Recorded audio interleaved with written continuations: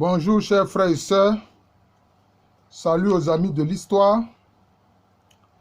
Je voudrais à travers cette vidéo dire que il y a des rencontres entre des groupes ethniques de Côte d'Ivoire et d'ailleurs, des rencontres qui se sont faites bien avant la colonisation. Il faut que nous soyons informés de ces rencontres entre différents ancêtres. C'est important. Souvent, les gens croient que c'est la colonisation qui a mis en contact certains groupes ethniques. Oh non. Certains groupes ethniques se sont rencontrés bien avant l'intrusion coloniale. Je voudrais ici, à travers cette vidéo, parler de la rencontre entre Sénoufo et Akan. Notamment, cette rencontre qui a été plus forte entre les 17e et 18e siècles. Mais je voudrais dire que, déjà au 4e siècle après Jésus-Christ, les ancêtres des Gours, c'est-à-dire les Sénoufo, les Tagbana, les Groussi, les Mossi ou Mossé, etc. Quand ils quittent les rives du lac Tchad et qu'ils évoluent vers l'Afrique de l'Ouest, c'est eux qui sont venus obliger les ancêtres des Akans à quitter les plaines de la Volta Noire et à descendre beaucoup plus au sud. Vous voyez? J'en parle dans ma vidéo sur les Mossé et sur les Sénoufo. Il faut regarder ces deux vidéos-là. Voilà. Et d'ailleurs, les Akans les ont appelés Dagbon, c'est-à-dire les guerriers armés d'arcs et de flèches. Parce que quand ils viennent, ils sont armés d'arcs et de flèches. Alors que les ancêtres des Akans n'avaient que le sabre. Donc, les ancêtres des Akans ont été vaincus, ils ont été obligés de descendre plus au sud. Mais concernant justement les rencontres entre Akans et Sénoufo, il y a des rencontres, je veux dire plus récentes, qui ont eu lieu notamment entre les 17e siècle et 18e siècle, donc bien avant la colonisation. D'ailleurs, d'une façon spécifique, les Akans appellent les Sénoufo Mfatra. C'est comme ça qu'ils les appellent. Il leur donne le nom de Mfatra. Et beaucoup de Sénoufo sont dans un espace politiquement dominé par des Akans. C'est comme ceux de Sampa, les Sénoufo de Sampa. C'est des zones qui étaient dominées par la Confédération Ashanti. Et puis aussi la zone de Bana, qu'on appelle Banda. Ça s'écrit Banda, mais ça s'écrit Bana, mais ça se lit Bana. Je vais en parler beaucoup plus longuement. Donc les ancêtres des Sénoufo, appelés Mfatra par les Akans, ont rencontré les Akans. Quand le premier roi des Bron-Diamants, ou si vous voulez, comme on le dit ordinairement, des Abrons, qu'on appelle Nanatan Date, quand il arrive dans la région de Bondoukou, il va faire la rencontre du chef des Sénoufo Nafana, qu'on appelle Akomi. D'ailleurs, c'est Akomi qui a désigné la zone de Zanzan pour que Nanatan Date et ses sujets s'y installent. Mais on va voir que ces Bron-Diamants, ces Akans arrivés, armés de fusils, vont s'imposer et créer un royaume. Et justement, les Sénoufo Nafana vont se retrouver donc sujets du roi des Bron-Diamants. Mais cette rencontre-là disons, pour que cela soit rappelé, pour que la mémoire ne se perde pas au niveau de cette rencontre, il y a une canne. Il y a une canne des porte-cannes des rois Bron-Diamants qui représente deux personnages qui sont en cache-sexe et qui se donnent l'accolade.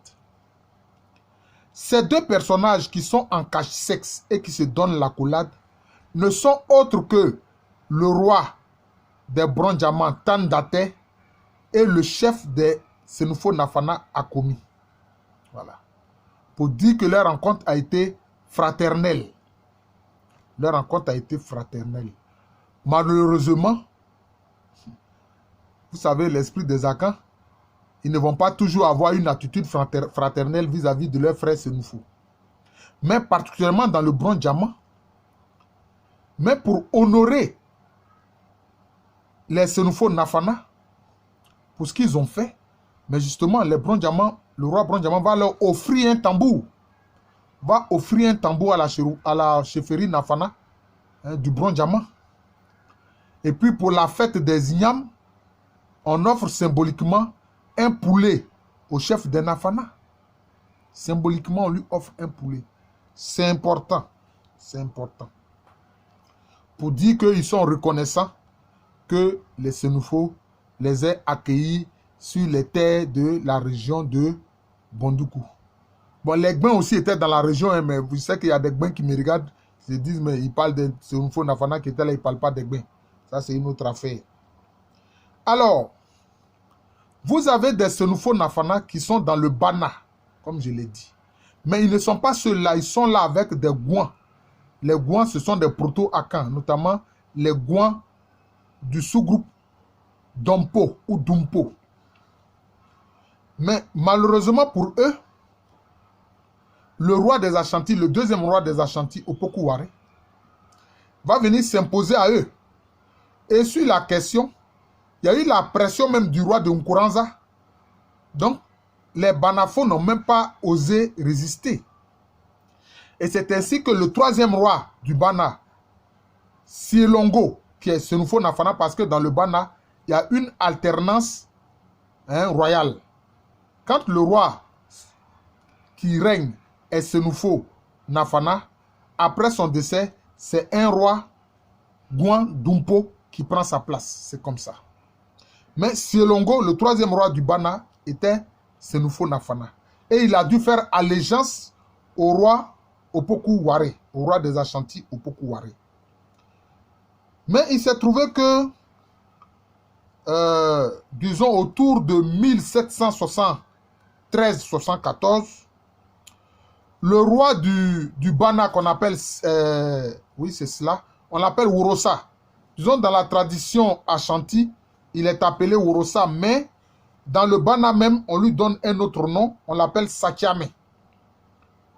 Dans le Bana, il est appelé Sakiame. Mais les Ashanti, sentant que ce roi veut prendre son autonomie, notamment à l'époque du roi des Ashanti, Osei Kwadjo, qui a régné de 1764 à 1777. Mais en 1774, il mène une expédition terrible contre les Bana. Ah oui, pour les punir de ne point oser se révolter contre l'autorité du siège d'or des Ashanti. Et c'est ainsi que donc, en 1773-1774, le roi des Bana, Sakiame, appelé Worosa, a été vaincu par les Ashanti. D'ailleurs, cet épisode est encore représenté par une statuette qui est accrochée au trône d'or des Ashanti et qui rappelle justement la défaite du roi des Bana, appelé Worosa par la tradition Ashanti, mais que les Bana même appellent Sakiame. Voilà. Et alors les Bana ont dû se réfugier un peu partout, hein. Notamment certains sont allés se réfugier dans la région même de Bouna. Ouais. Ils ont connu une petite dispersion à la suite de cette expédition du roi des Ashanti, hein, qui soupçonnait donc le roi des Bana, donc des Senufo, notamment qui était un Senufo Nafana, de vouloir prendre son autonomie vis-à-vis de l'Ashanti. Mais il faut dire que pendant l'attaque, l'expédition Ashanti de 1806-1807 contre le littoral Fanti, les Banafo ont participé à l'expédition comme troupes auxiliaires auprès des Ashanti. Parce que depuis leur soumission, il participait aux guerres Ashanti en fournissant des troupes auxiliaires. Et pendant cette expédition de 1806-1807, les Ashanti vont accuser les Bana de couardise.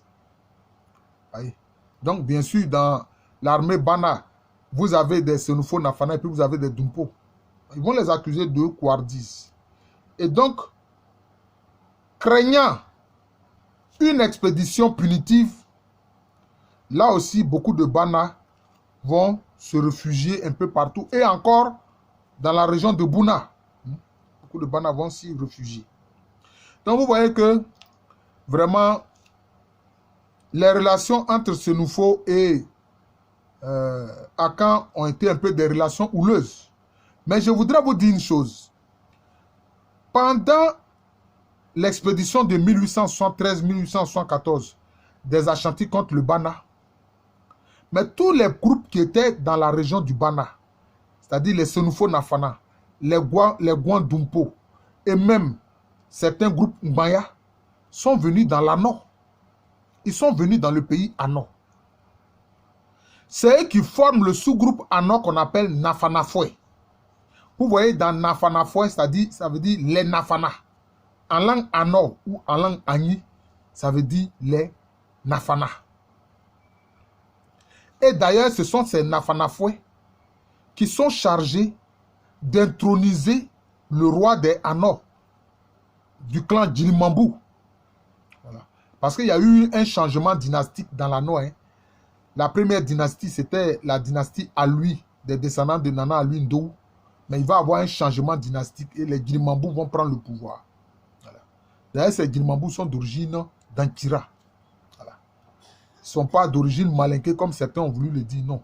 Djilimambou, c'est Djemaïbou, ça dit s'emparer du pays pour le gouverner. Voilà. C'est ce que ça signifie.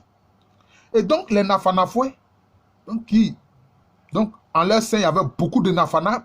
Les Nafana étaient plus nombreux que les Dumpo et les autres groupes qui ont fui la région du Bana suite à l'expédition justement Ashanti de 1773-1774. Sont venus dans l'Ano.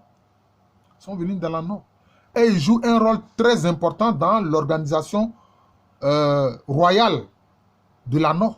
C'est eux qui intronisent le roi Ano de Famienkro, le roi du clan Djilimambou. C'est très important de savoir cela. Et puis, il faut dire que quand les Baoulé Assabou sont arrivés dans la région de Boaké, ils ont trouvé les Tagbana. Il y a le collègue Touré Tchegbe qui a fait une thèse sur les Tagbana. Il dit leur vrai nom, c'est Takparana. Voilà, les Takparana. Donc, ils ont trouvé les Tagbana.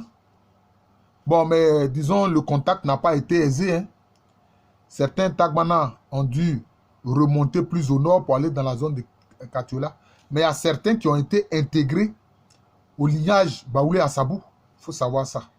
Voilà. Il faut savoir cela. Donc, c'est dire que les relations entre Senufo et Akan datent de longtemps. Les rencontres n'est pas liées à l'intrusion coloniale en Côte d'Ivoire ou ailleurs. Non. Leurs ancêtres se sont rencontrés depuis bien longtemps.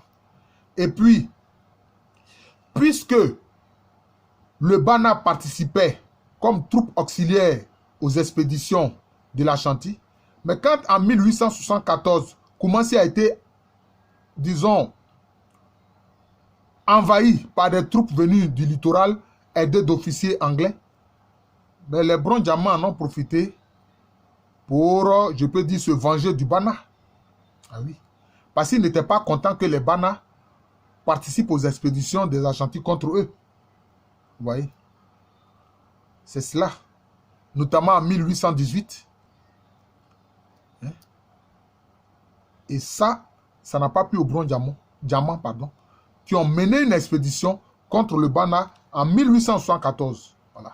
Vers la fin de l'année 1874, ils ont mené une expédition punitive contre le Bana, où, comme je l'ai dit, il y a beaucoup de Senufo Nafana. Voilà. Donc, les rapports entre ancêtres Senufo, notamment Nafana et Akan, datent de longtemps. Ça date de longtemps. Voilà. Ça date de longtemps.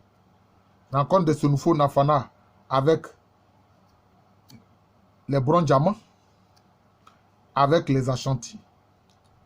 Rencontre des Tagmana avec les Baoulé Assabou. Voilà. Donc il faut savoir que nos ancêtres ont écrit l'histoire bien avant l'intrusion coloniale.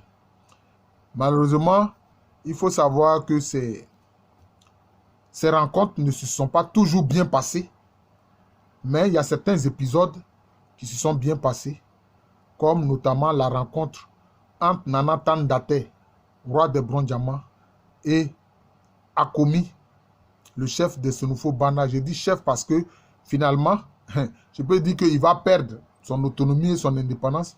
Il va être intégré au royaume Brondiamant. Je vous remercie. Je suis le professeur Alou Kwame René, professeur titulaire d'histoire à l'université Félix Houphouët-Boigny, une université qui est dans le quartier de Cocody, dans la ville d'Abidjan. C'est en Côte d'Ivoire, en Afrique de l'Ouest. Merci encore et bonne journée à tous.